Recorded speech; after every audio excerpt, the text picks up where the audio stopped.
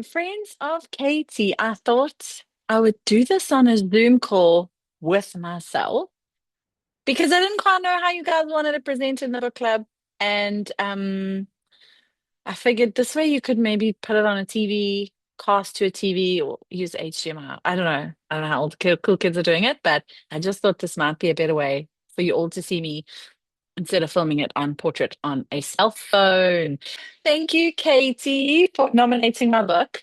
Um, I'm sure book club knows, but I've known Caity for a very long time. I actually have a photo of her. I don't know if she showed you guys. This is us. This is us. Oh, I don't know if you're able to see it. This is us. Cool cats. I remember that day like it was yesterday. They gave me like the whole school to speak to, which is never cool. And because it's a lot, and there's a lot of people that don't want to be there, and they're not readers, and then you have a lot of like chaos in the room and people talking amongst themselves. But yeah, Caity was just locked in. It was so cool. And that was back when I was this young, beautiful woman, and now she's the young, beautiful woman, and I'm middle-aged, but she still supports me and my books. Oh, sorry, I put a blur background on just because it's quite ugly. So, the Cathedral of Cliffdale. I hope you all have your copy. I don't know if you know that this is the new branding. The original cover was a dragon, and I really liked it, but the problem with it was that it looked like Aragon. So it didn't fit the genre at all. It was actually really, really bad marketing decision of mine that I have since corrected. I do like the new cover with Quinn on the front. Um, Also, obviously, to match my Shadow Magic series. So if you see them all on a shelf, they look the same. So I have your questions. I hope you guys are having a great book club. Please have a glass of wine for me. Um, where did the first spark for the Cathedral of Cliffdale come from? And did the story change a lot from that original idea? So this book was heavily inspired by the Vampire Diaries. I was in my Vampire Diaries era. Um, and Twilight, and it was that whole vampire. Can't even remember when it was. I think it was when did I write Guardians of Summerfeld? I think the first book was about 2016. So Twilight was at its peak. Vampire Diaries was coming. Like it was just the vampire season. And I was a huge Team Damon fan, and I just loved all things vampire. And so I decided I was going to write a vampire romance like a Twilight, but with a little bit more of an urban fantasy leaning. So instead of it just being vampire romance with girl meets vampire, I wanted to do the world building and all of that. So I turned it into an urban fantasy. And did the story change a lot? So all of my books, when I write them, are seed. I'm not a plotter, so I don't plan anything out. And as the story happens, it kind of happens. I do have a broad span and my main character's mapped out. But other than that, I never know what's going to happen from one day to the next. When writing the first book, did you already have the Guardians of Summerfeld series mapped out, or did the story evolve? It evolved book by book, book by book. I do usually have the very, very ending. So I need to be careful now not to spoil because I don't know if you guys read the whole series or if you read only book one, but Drake's identity was always set in stone from the moment I started writing. I knew that. If you could hang out in Summerfeld for a day, what's the first thing you do and what would you definitely avoid? So, right, everyone would say unicorns, right? Ride a unicorn. And the part of me that lives in fiction and that writes these beautiful, fun stories is saying ride the unicorn. But in real life, I'm an absolute wuss and I'm scared of horses. Katie, don't kill me. I used to love them when I was younger, but as I've got older, I'm a little bit nervous of them. They're so big and they're so I don't think I would ride the unicorn. I think I'd go and visit Zol, the troll. Um, just because I always back the underdog and he's all by himself, poor thing. So I would definitely go and visit him. Oh, I mean, riding a dragon sounds cool, but isn't that just like a great big horse that flies? Okay. I'm like Nemo's dad. I think I'd stick to the sea sponges. So I'd do the pretty things. I also love gardens and I love vegetation and I love plants. So I'd probably spend a lot of time in the meadows and the forest And I would probably avoid the merfolk because then they were just creepy. They just gave off creepy vibes. Which character was the most fun to write, and which one made you go, "Ugh, you again" while drafting? I really, really liked. Now I need to get the names right. Lenora. Lenora was the vampire. Yes, I think Rowena. It's been so long. Rowena was a gypsy. I really liked writing Lenora. She just had sass. She reminded me of Catherine Pierce from the Vampire Diaries. That was how I saw her in my head. I really liked writing her. I know she's not a main character. I generally prefer writing my male protagonist more than my female, and my secondary characters more than my female. My female protagonist is usually I find the most difficult to write because you've got to be so careful that they're not unlikable.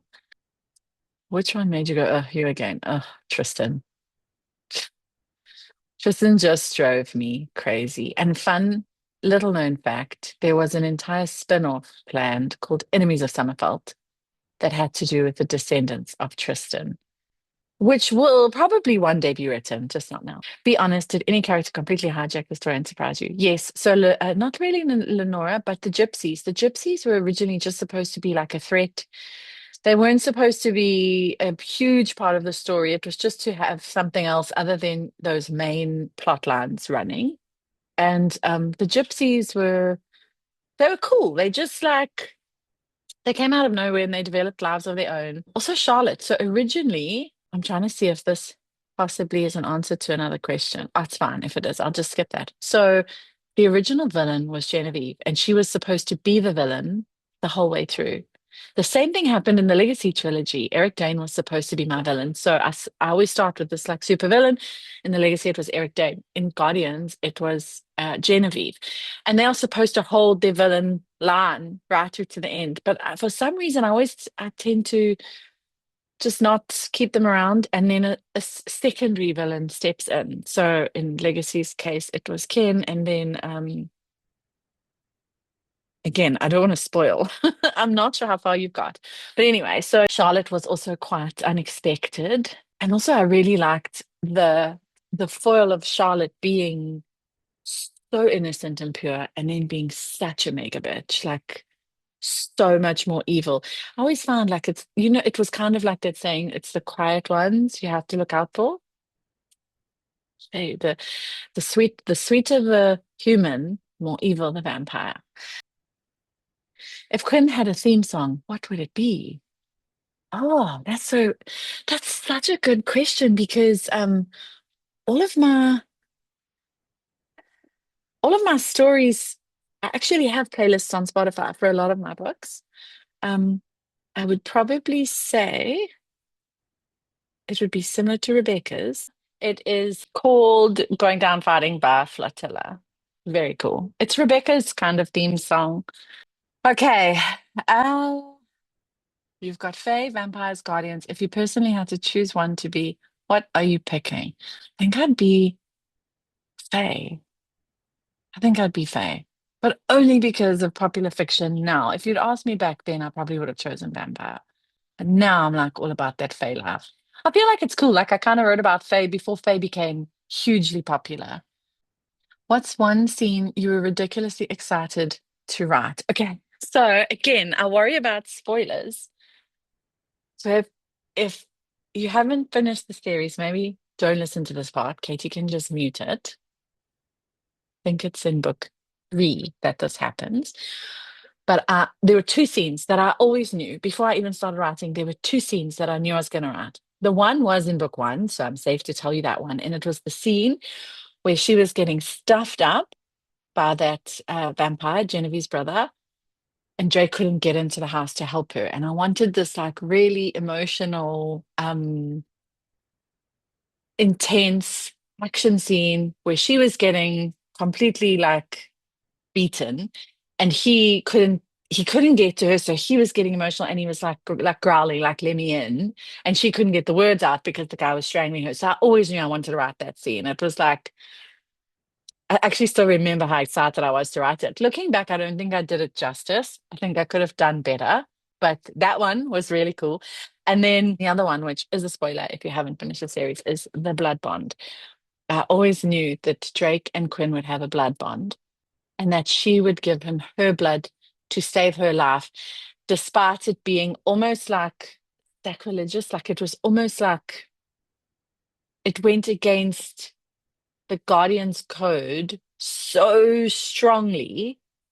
It was almost seen as like impure, like disgusting. Like it wasn't just like a ew, he's giving me your blood. It was like a violation of their entire existence. And that was kind of a pivotal moment where Quinn finally chose Drake. And I think in choosing Drake, that is the where the story pivots and everything all the moving parts start to work together for the tides to change and the big ending to build. So yeah, those two scenes, I was so excited to write them. I don't think I did either of them justice, but I was still quite new in my writing journey when I wrote Guardians. So, what is a tiny detail in the book that most readers probably miss but you love? Hmm,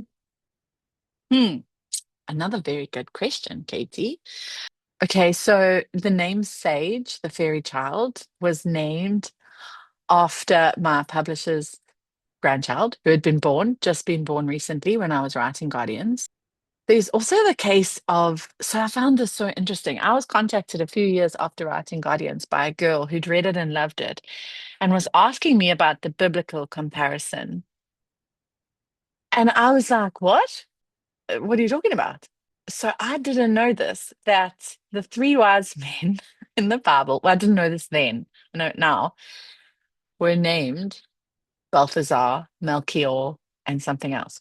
So when I named the gypsies, I don't know how I managed to name two of them the names of the wise men. And then she did the comparison of seeking. She said they're seeking the city, like the wise men were seeking baby Jesus. And I was like, anyway, she did quite a few. She like really leaned in. I can't remember if she was writing like a paper but it was really interesting. I wish I lost her email years ago when I changed from Android to Mac, but she had so many cool like points. And I was like, never occurred to me, but how cool. I have also used the name Quinn in three different books. I'm not even sorry. I like the name. I like the name Quinn. I like boys' names for girls or unisex names for girls. Honey detail in the book that most readers probably must, but you love. Honestly, you guys are making me want to go back and read these books so that I can remember all this stuff. It has been some time. So, Charlotte, I particularly gave her that sweet, sweet, sweet name for the most evil person. Charlotte is also my daughter's second name. Now that I think about it, that's probably not a compliment to my daughter. But if you had to describe the Cathedral of Cliffdale in three words only. Oh, sorry, another tiny detail about the book, not in the book. I wouldn't have called it that. I wouldn't have called it that if I knew then what I know now about book marketing, because it's a really hard title to market because people don't know, like, is it like an epic saga about building a cathedral or is it historical? It doesn't really give off a lot of fantasy vibes. Also, I live up in the Upper Highway in KZN, and in Shangweni, the books were all named after the roads. So there's Cliffdale Road, there's Hawkstone Road. So that's why Cathedral of Cliffdale, Hope of Hawkstone. And then in the books, there's Dragon's Peak, which is in the Drakensberg. There's a whole bunch. I think there's Giant's Castle, or where the giants live.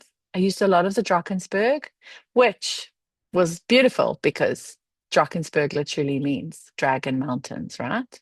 So I really like that to pay homage to my hometown. I'm doing it again currently with my new adult romance by calling the sports teams the Sharks.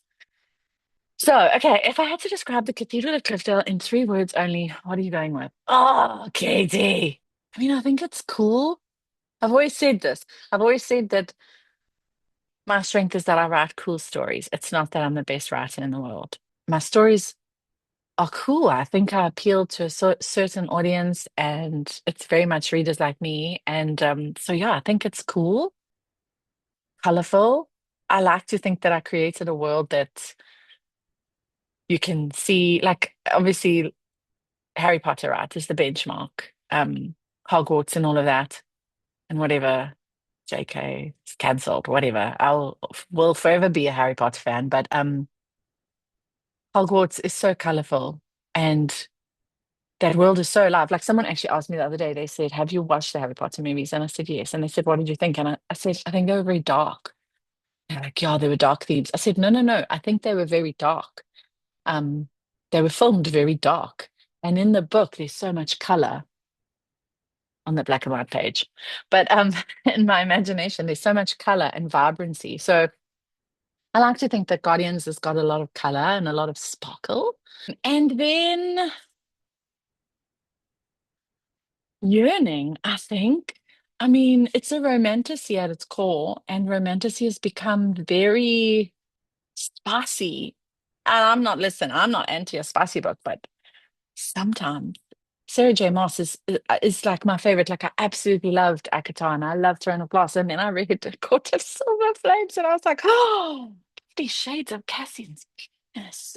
It was so, and I felt so bad because I had sent so many teen girls, more mature teen girls, not my younger daughter, my older daughter's friends, to Sarah J. Maas. And that book came out and I was like, oh my gosh, their mothers are going to be like, how can you tell my daughter to read this? Then, of course, from there, there's just been spicy romantasy after spicy romantasy after spicy romantasy. And I think that Guardians it's got a lot of yearning. Quinn and Drake, I don't know when they have their first kiss, but there's no like spice, but there's a lot of passion and yearning. I think, hope. I mean, just blowing smoke up my own arrows, but I hope that's what you guys got from it. Another fun fact is that I think Guardians is the only book series I've ever written in the third person. Everything else is in the first. So there's that. I hope that helped. I hope that you guys enjoy book club. Please have a glass of wine for me. I've just started my own book club. It's starting on the 28th of May is our first meeting. I'm so excited. So if you have any pointers or any tips, things that have worked, things that have made it better, please let me know. And Caity, thank you for nominating my book. I hope everyone enjoyed it. And if you didn't, that's also okay. If you hated it, I promise I will not be offended because not every book is for every person. But yeah, I hope you guys have fun.